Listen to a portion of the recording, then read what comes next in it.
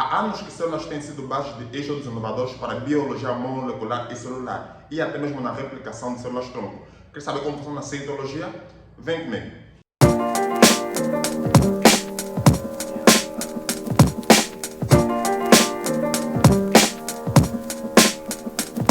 A citologia estuda as células e possui uma vasta gama de informações a nível da microscopia.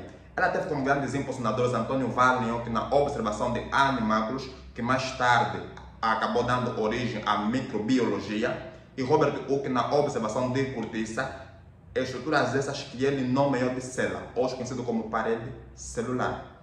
As células são classificadas de acordo ao tipo e ao número que elas podem possuir. Dessa forma, nós temos as células do tipo procariotas e as células do tipo eucariotas. Essa organização diz-nos que essa célula procariota é antiga e que ela não possui um núcleo verdadeiro ou individualizado, ou seja, um núcleo que não está recoberto por membrana. As células eucariota, o termo aqui de eu, significa verdadeiro. O que significa que essa célula está individualizada e recoberta por uma membrana. Elas também podem ser classificadas de acordo ao seu número. E elas podem ser do tipo unicelular, o que significa que tem apenas uma célula, ou multicelular. As multicelulares também são conhecidas em algumas quebradas como pluricelulares. Vale dizer que as células procariotas têm como representante o reino Monera, onde nós temos bactérias e cianobactérias, e as células procariotas têm como representantes o reino Plantae, anteriormente conhecido como Metáfita, e o reino Metozoa. As células procariotas são as células mais simples com relação à sua organização. Elas são representantes do reino Monera e caracterizadas pela ausência de um núcleo verdadeiro ou individualizado. Essas células, elas mantêm a sua forma através de uma membrana externa associada à parede celular. Dessa forma, vamos agora analisar um exemplo típico de um representante do reino Monera. E como podemos ver aqui, nós temos esta bactéria e vamos analisá-la de fora para dentro. Nós temos aqui essa primeira porção que é banhada em rosa, que a gente vai chamar de cápsula. Essa cápsula, ela serve para dar rigidez e permite que a célula se adeira ou que a célula se mantenha firme em substâncias sólidas, em superfícies sólidas. Nós temos aqui esta cauda, que é chamada de flagelo. Ela permite que a célula ganhe movimento, muitas vezes retilíneo, ou seja, reto.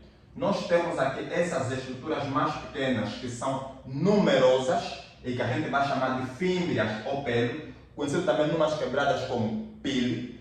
Elas não estão associadas ao movimento das células, uma vez que até existem bactérias que têm essas estruturas, mas elas são imóveis. Elas têm a função de permitir a transferência do material genético no processo de conjugação. Conjugação, essa aqui é um tipo de divisão bacteriana que vamos analisar mais tarde em microbiologia. Nós ainda temos a parede celular, que é esta porção em azul, e como a gente já sabe, a parede celular, além de dar forma, ela protege as estruturas que nelas são inseridas.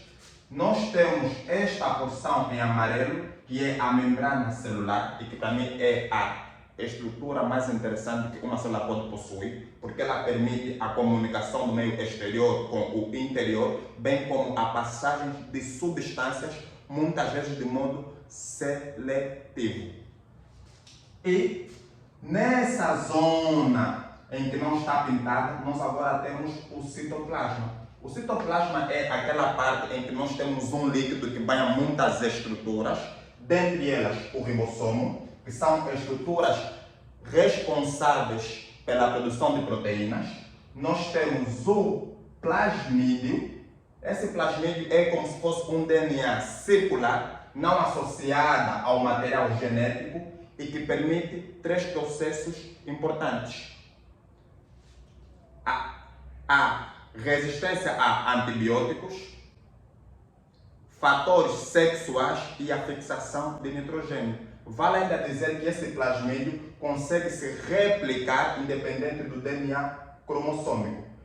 Aproveitando o ensejo, vale dizer que o DNA cromossômico é aquela parte que não foi individualizada e que se encontra difusa ou banhada no citoplasma. Vamos agora aproveitar para falar de dois aspectos interessantes. Um aspecto seria os antibióticos.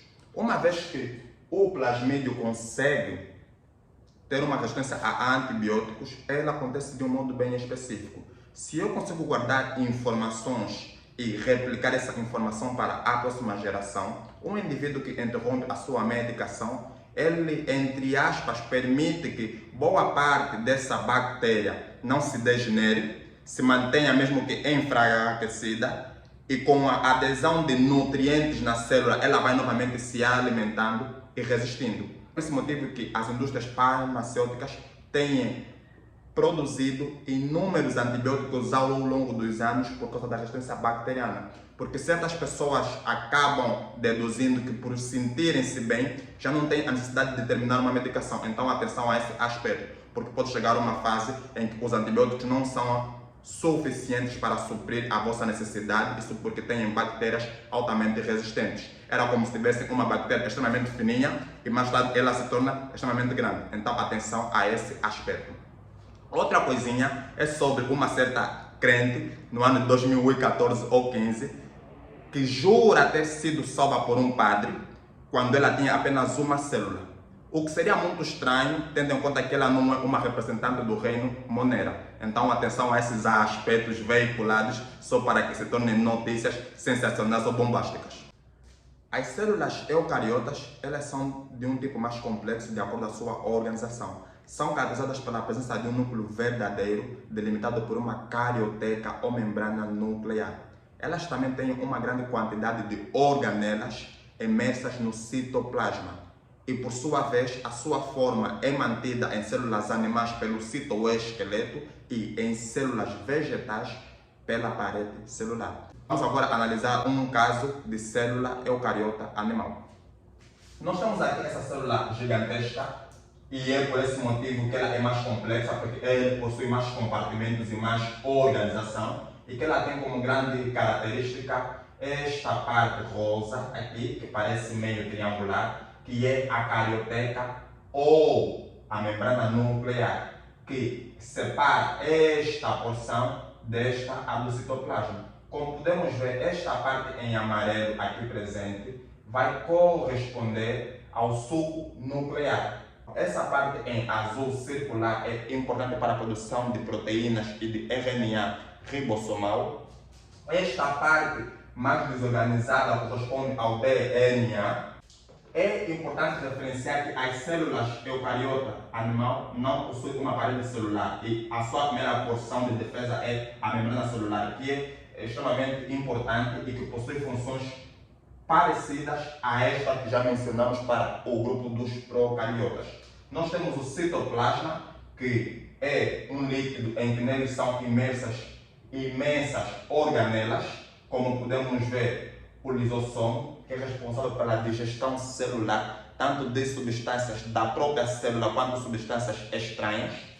Nós temos o complexo de Golgi, que é responsável pelo armazenamento, empacotamento e secreção de muitas substâncias como lípidos, açúcares, proteínas e por aí vai.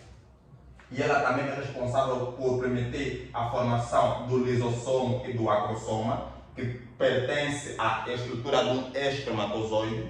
Nós temos a mitocôndria, que é responsável pela produção de energia, transformando moléculas orgânicas em moeda utilizável pela célula, conhecido como ATP, adenosina trifosfato ou trifosfato de adenosina, conhecido também em umas quebradas como as tropas.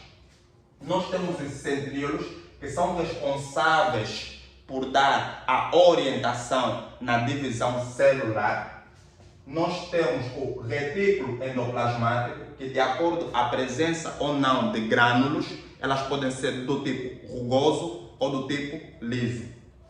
E, para finalizarmos, não podemos deixar de falar dos ribossomos. Apesar de eles não serem organelas, porque as organelas precisam ter uma membrana que eles recobram, eles fazem a produção de proteínas num processo gigantesco chamado dogma central da biologia molecular, que vamos analisar mais tarde em bioenergética. E é com base nesses esquemas que a gente percebe como é que uma célula está organizada. Elas vão se classificar com relação à sua organização, podendo ser procariotas ou eucariotas, e com relação ao número, podendo ter apenas uma célula ou muitas células, no caso as multicelulares. Vale ainda dizer que, independentemente dos reinos em que pertencem uma determinada célula, elas têm de possuir 3 estruturas importantes: membrana celular ou citoplasmática, citoplasma e núcleo. Ou seja, todas as células têm como base essas 3 estruturas e não nos podemos esquecer disso. E para terminarmos essa introdução à citologia, não nos podemos esquecer que na década de 80, um botânico e um zoólogo, nomeadamente Matthias Schildon e Theodor Schwann, emanciparam 4 pontos essenciais que toda célula deve possuir. Eles emanciparam como teoria celular, enfatizando 4 pontos em que a gente vai citar. 1. Todo ser vivo possui células. Todo ser vivo provém de outro indivíduo já existente, ou seja, reprodução. Todo ser vivo possui metabolismo a nível celular e todo ser vivo possui material genético. Ei, se você está gostando desse tipo de conteúdos, curta e se inscreva no canal para não perder nada. Comente e compartilhe com os seus. Não morram paz e amor e outras coisas mais das igrejas. E lembre-se, mesmo que não gostando da aula, já foi dada.